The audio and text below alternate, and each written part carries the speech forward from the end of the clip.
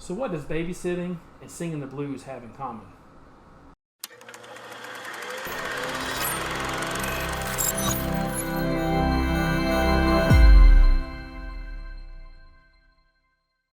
Welcome to Retro Film Reviews, where we take a look at the iconic movies of our generations.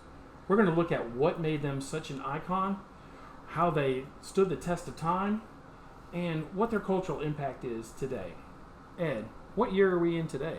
Well, Thor, we are going to 1987, July 3rd to be exact. That's when a little-known movie with a rising actress named Elizabeth Shue starred in a movie called Adventures in Babysitting. Now, this is about a girl named Chris. She's a high school senior. She is going out for her anniversary date with her boyfriend. She gets stood up, and then she reluctantly takes on a babysitting job of a Thor-obsessed girl named Sarah, much to the happiness of her brother Brad, who is infatuated with her. Now, Chris's friend gets caught up into a problem of herself where she has run away from home. Phone. Always happens. She's run away from home, and Chris has to go into the inner city of Chicago to save her, taking along Brad, Sarah, and their friend Daryl, and coming across a couple of problems of their own. Just a few. So this movie was directed by Chris Columbus, who is very popular with, he did Home Alone, he did the first two Harry Potter movies, but this is his first directorial movie. And so it was very, you know what he did before? What was his major movies influences? He actually wrote Gremlins. Yes. Yeah. Your voice changed a lot. Yes. Yes. Don't get them wet after midnight. Or don't get them wet at all. Don't feed them after midnight. That's right. Another movie, another time. But he also was heavy in Brent. He did Rent, which also included another one of our character stars from this movie. He also wrote The Goonies, one of my favorites. I've never heard of that movie. What? Yeah, we know that's not true. So the interesting story about how this movie came about, it was what I'd read that this concept had been going on from like the 60s and the 70s and on into the 80s. I mean, it was looked at as a project for Jane Fonda. And then that obviously ran through. I couldn't imagine that. No. But then Deborah Hill, who was the producer, who got word of this script. And Deborah Hill was very involved. She was a partner of John Carpenter, who did the Halloween movies and a lot of the scary movies from the early 80s. She left that type of genre and went into making family films. And she partnered up with Linda Orpst to form their own production company. They had a first right of refusal deal with Paramount Pictures and to bring the script to them. Well, Paramount, they had done a lot of work with Molly Ringwald, and they really wanted this movie to be done with Molly Ringwald. Well, she was one of the stars of the 80s. She was. With a lot of the movies, yes. Yes, and so... Especially with John Hughes. Yeah, exactly. And so, but Molly Ringwald didn't want to do it. It got passed on to a lot of other stars. I mean, Phoebe Cates. There was... Fast Times at Ridgemont High. I know. Could you imagine? And the other major star was Valerie Bertinelli and Elizabeth Shue. Elizabeth Shue, hot off of Karate Kid. We got our Cobra Kai representing here. And Valerie Bertinelli, who was a big TV star with One Day at a Time. And so the test screening for Bertinelli came in that said that she was kind of angry and mean the whole time. And that Elizabeth Shue really brought along the sweetness and the genuine to this role. They made the right choice. Oh, yes, they did. Which is evident in the very first scene in the movie. Very first scene. It's a 10. I mean, we don't have to go any further. Already. It's already there. It's on loop. So ringtone. So what happens in the first scene? Let's remind them. Well, Chris Parker, Elizabeth Shue, she's like you said, she's getting ready for her date, her anniversary date at a nice French restaurant. So yeah, with her boyfriend Mike, and so she's actually dancing around as she's getting ready, singing the song, and she's jumping on the bed. She's flopping around, not flopping around, but dancing around. That was bad. That sounded really bad. It's flopping okay. around, but that's okay. Whatever she was doing was great, and it worked. It worked. And every young man, heart pitter pattered the whole time, and so it's already, the movie's over. I mean, it was done it's right done. there. It didn't matter what happened It does after not that. matter what happened. But it was done to the 1960s songs, and then He Kissed Me by the Crystals, Yes. which was just, it just fit the scene wonderfully. Just set a great tone for this movie about how light and bubbly and fun and whatnot. Yes, it was. That's kind of what it did.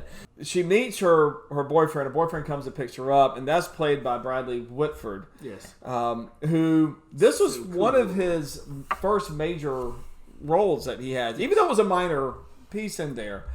But was minor piece, but a major character. Yeah, major influence on our character. Yes. Exactly. But, Bradley Whitford was always kind of... This was his first role at getting typecast of playing jerks. Playing a jerk.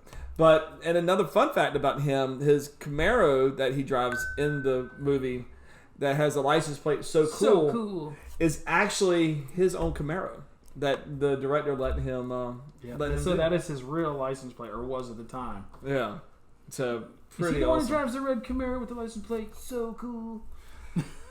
That's Mike. So let's talk about the family members that we have in here. We have The one she's going to babysit? the one that she's going to babysit. Yes. So she has to go. She goes to babysit Sarah. Sarah's the 9-year-old. Sarah also has a 15-year-old brother named Brad, who she's not babysitting him. Brad was going to go spend the night at his best friend Daryl's house. Yep. But Brad is infatuated with Chris. Childhood crush. Yes. Yep. Dream girl. Right there. Right there with you, Brad.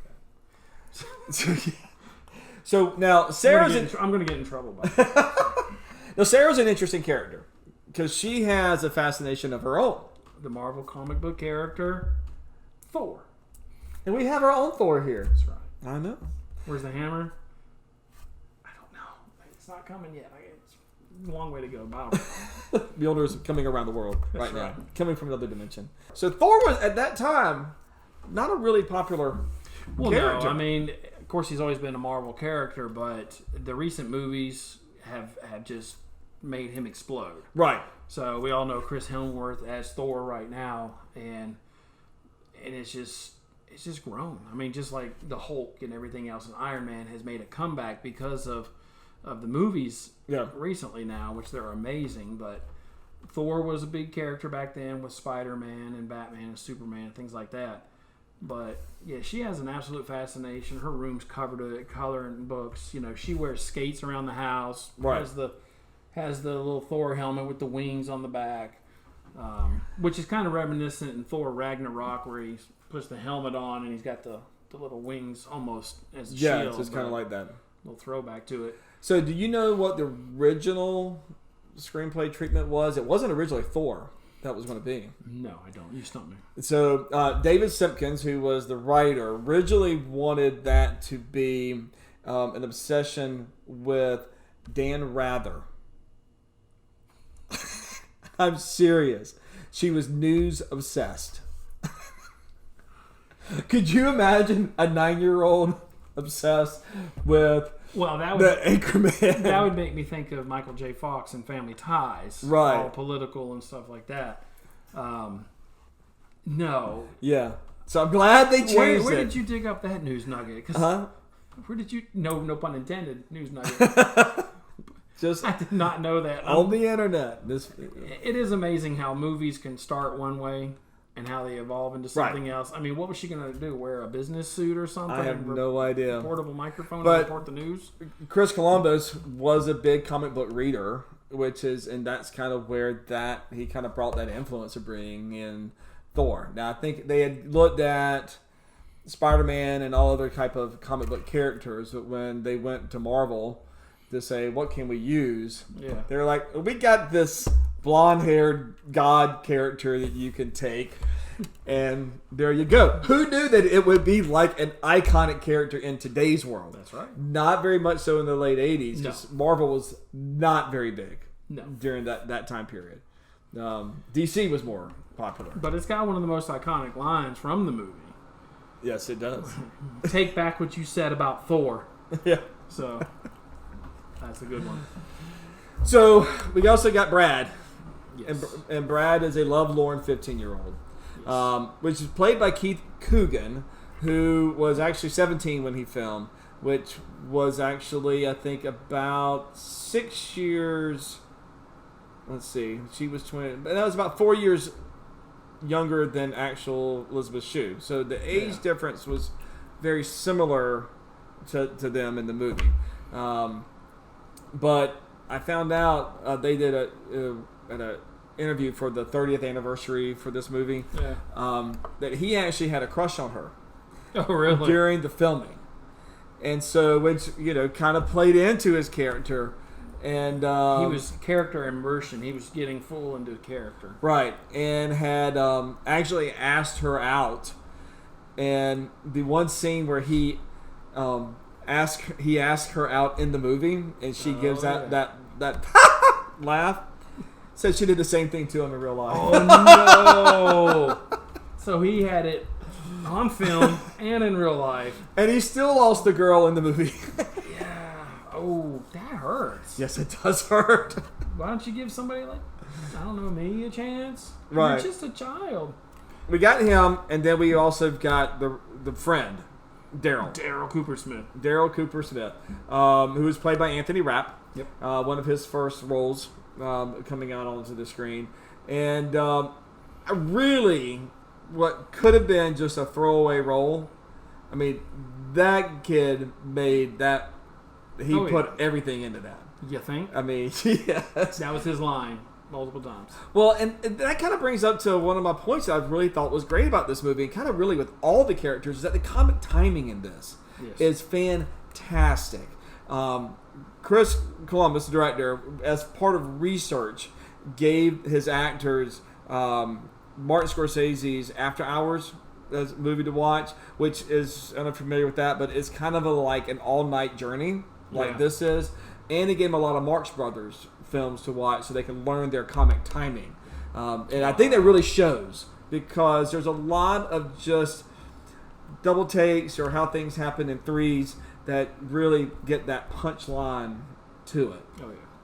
Well, if you're learning from the Marx Brothers, that's the way to do it. Groucho Exactly. and Harpo. Exactly. Yes.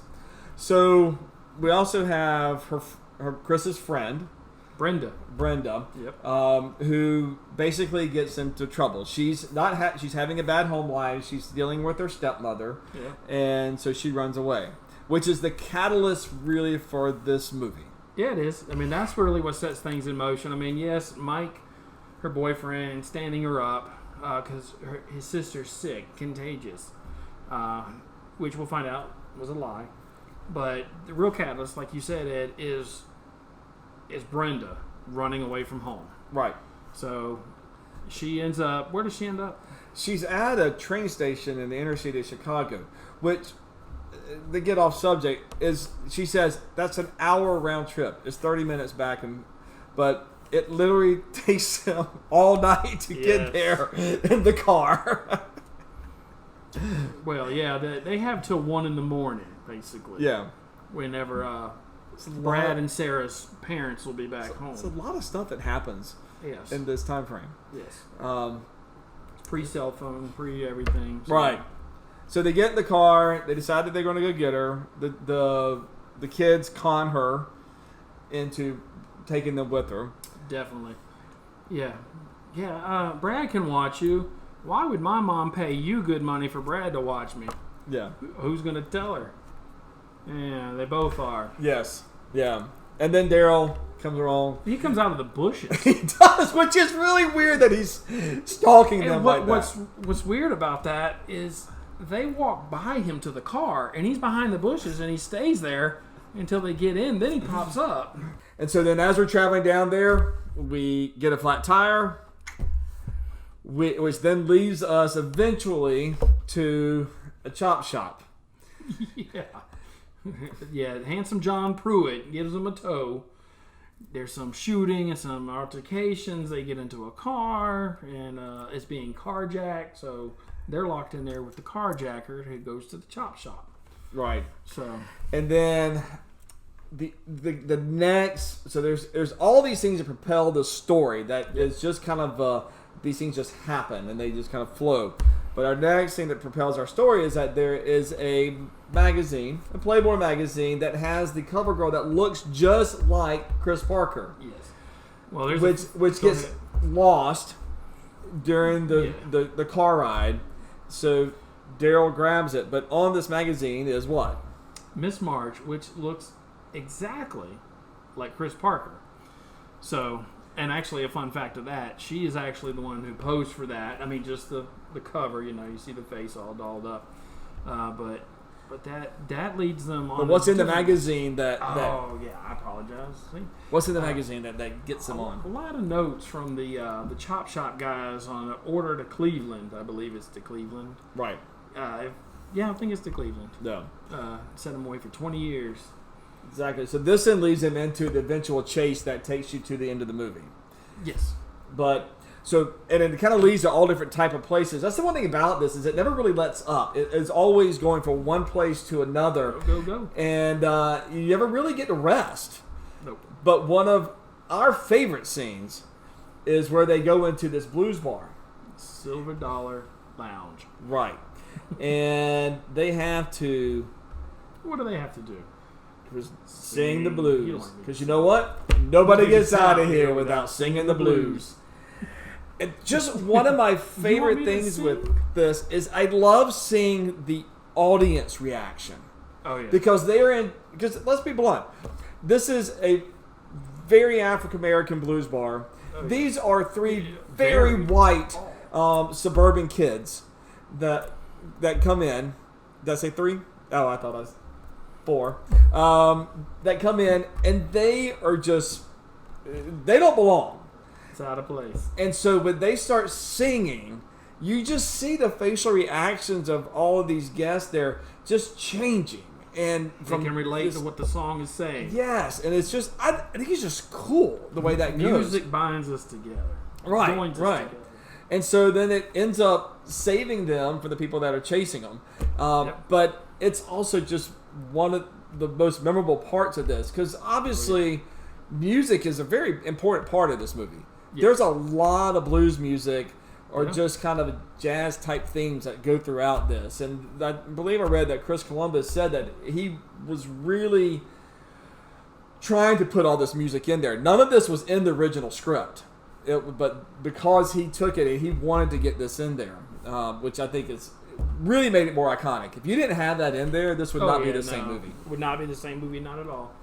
Because then as the bad guys are trying to leave after them, after they sing, because you had to sing to leave.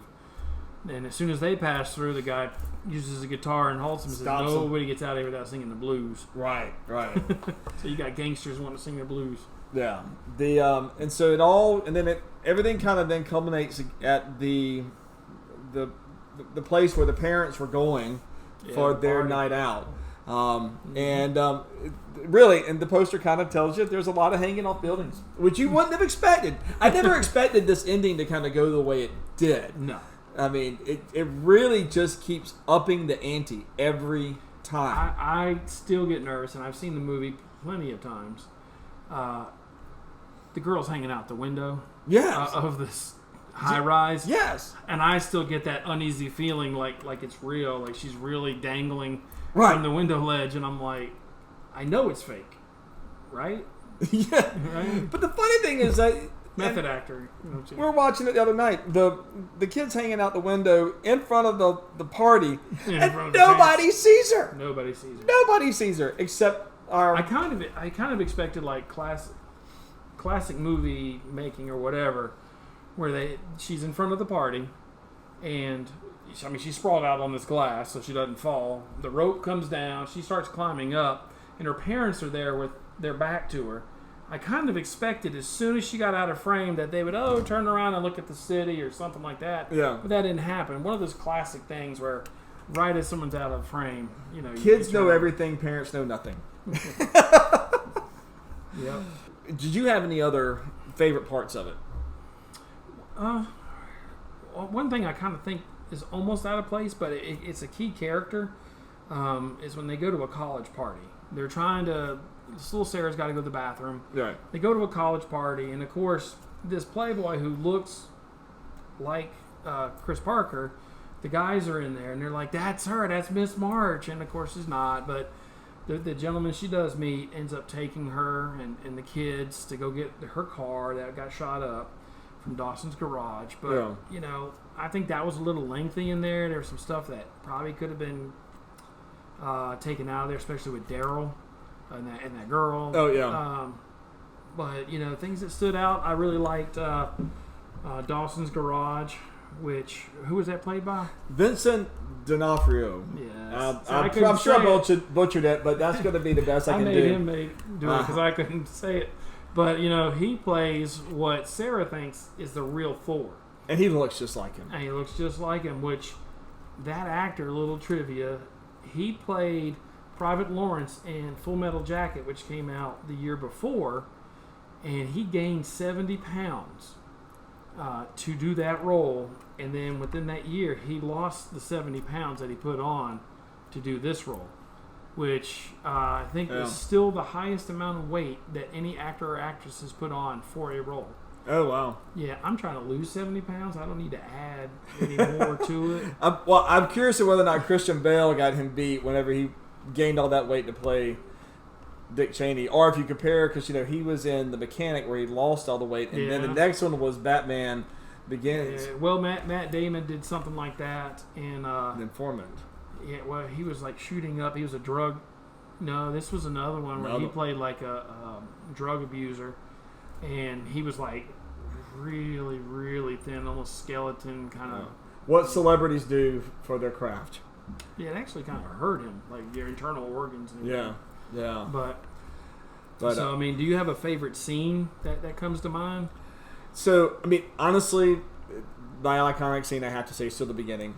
The song and the dance at the beginning. It's just that, again, it makes the whole movie for me. I'm sure that's a 15-year-old fascination, but it's still staying on. I guess I'm 15. So, it's not my favorite movie, my number one. But I think that might be my favorite opening of any movie. Oh, yeah. That's my opinion. That's what it is. You have your opinion. So, that's what I would say. But, this movie also really pushed a lot of these actors into larger roles. This was kind of a starting movie for a lot of these people. The Sarah character, she was originally in the first Back to the Future. Yep. Elizabeth Shue went on to do Back to the Future 2 and 3, replaced his girlfriend from the first movie. Yep.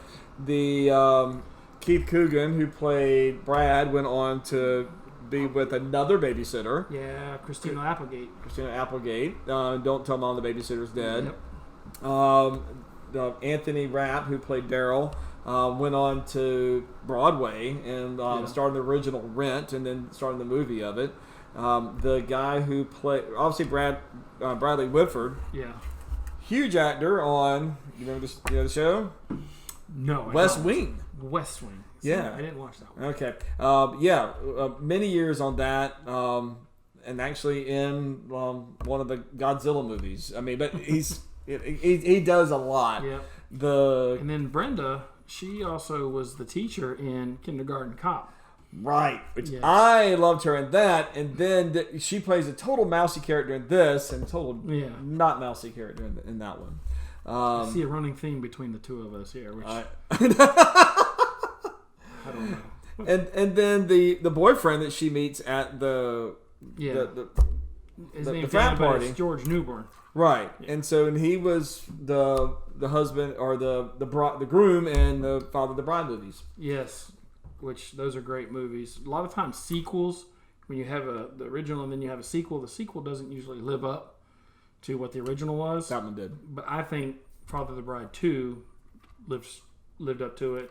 And of course, but you've got Steve Martin and Martin Short, and Right. I mean, just can't say enough about them. But that's another video. One thing So that you I got to thought, stay tuned there you go. after you hit that notification button. Excuse me. Another Subscribe fascinating button. fact about this was really how family oriented this whole production was. Chris Columbus used a lot of the producers and actors' family in a lot of the scenes, and then made homages to that as well. I don't know if you knew this, but in the subway or the subway scene where the two gangs are fighting, when they cross over to Devereaux Street, which is when they will start to fight, Devereaux is the name of his in-laws. And so that was his homage to them. A lot of their they're going to fight when the in-laws come over. Exactly, yes. And so a lot of the family members were in the party scenes at the frat house and also at the parents' house. Elizabeth Shue's brother, Andrew Shue, was actually one of the frat boys that was laughing with Daryl when he had his cup of popcorn. Ching-a-ching. And the writer, David Simpkins, is the guy who mistakes Chris for the Playboy model. You're kidding. No. I did not pick that up. Yeah, so that's him. Well, I mean, I wouldn't have known, but yeah, he's not really a big actor or anything, but still had a little small role. Yeah. Yeah. So I thought that's kind of neat that you have that, and really this movie kind of catapulted a lot of people's careers. But I mean, it's still so immensely popular today. I mean, Disney Channel tried to make a remake of this. I mean, I never saw it, but I don't think it would hold. How many times have remakes really worked? Very little. I can't think of one. They should remake The bad movies. Don't remake good movies. And CBS also tried to do they made a pilot for this for a TV show. That was like Ferris Bueller's Day Off, the TV show. That should never, ever been done. I know it had Jennifer Aniston in it, but still, no. just certain things don't need to be touched. So, no. I'm still going on about how remakes are bad. Should never do them. I know. They really shouldn't. Say no to remakes. There you go. So what do you think the lasting effects of this movie is? I think there's a lot of things. That you've got some memorable quotes. You've got some memorable actors and actresses. You've still got, of course, now that Thor is popular again, that still brings about because of Sarah's love for Thor and that. I'd say Elizabeth Shue, of course. But exactly. But the music, I think the music is for me what kind of keeps holding this on.